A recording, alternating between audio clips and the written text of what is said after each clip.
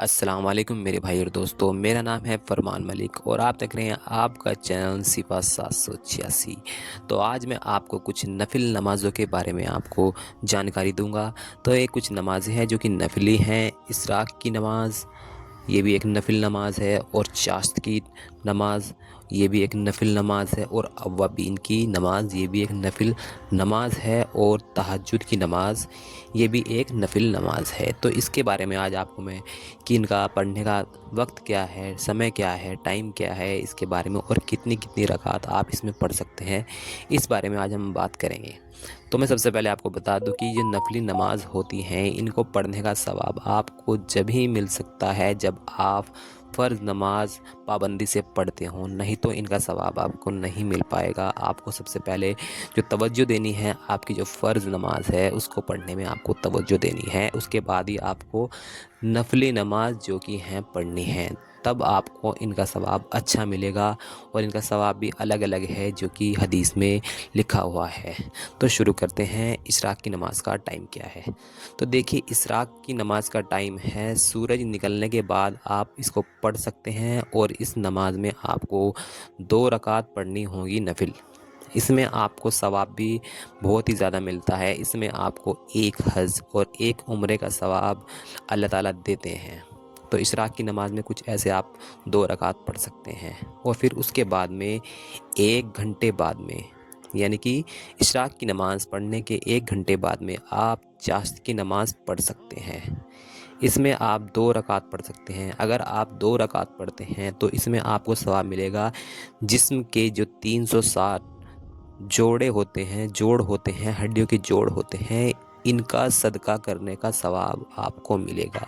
مطلب اگر آپ نے 2 رکعت نماز آپ نے اگر چاشت کی پڑھ لی ہیں، تو آپ کو آپ کے جوڑوں جو جوڑ ہیں 360 جوڑ ہیں، ان کا صدقہ آپ کو دینے کا ثواب ملے گا۔ اور جس نے چاشت کی نماز کی 12 رکعت پوری کمپلیٹ کر لی، تو اللہ تعالیٰ اس کو ایک سونے کا محل جنت میں بنا کر دیں گے۔ تو دیکھیے کتنا زیادہ ثواب ملتا ہے آپ کو اس نفل نماز کو پڑھنے میں۔ اور تیسری نماز کے بارے میں ہم بات کریں گے۔ تیسری جو نفل نماز ہے وہ ہے اوابین کی۔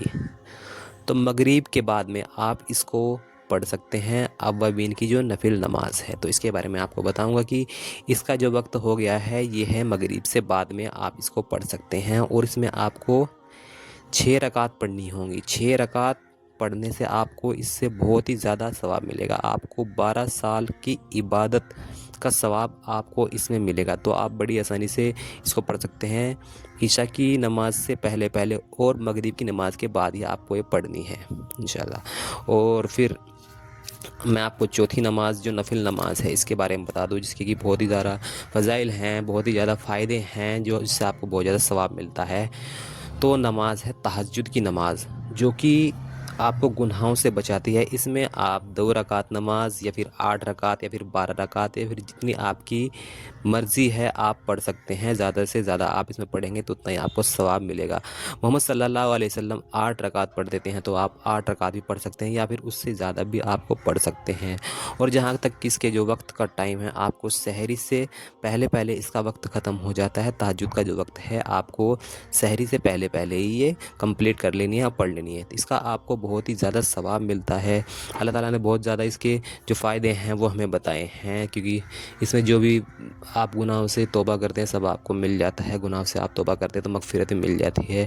تو بہت ہی آسانی سے آپ نے جو نمازیں ہیں، نفلی نمازیں ہیں، ان کا اہتمام کر سکتے ہیں بڑی آسانی سے، جو کہ آپ کو بہت ہی فائدہ دیں گے۔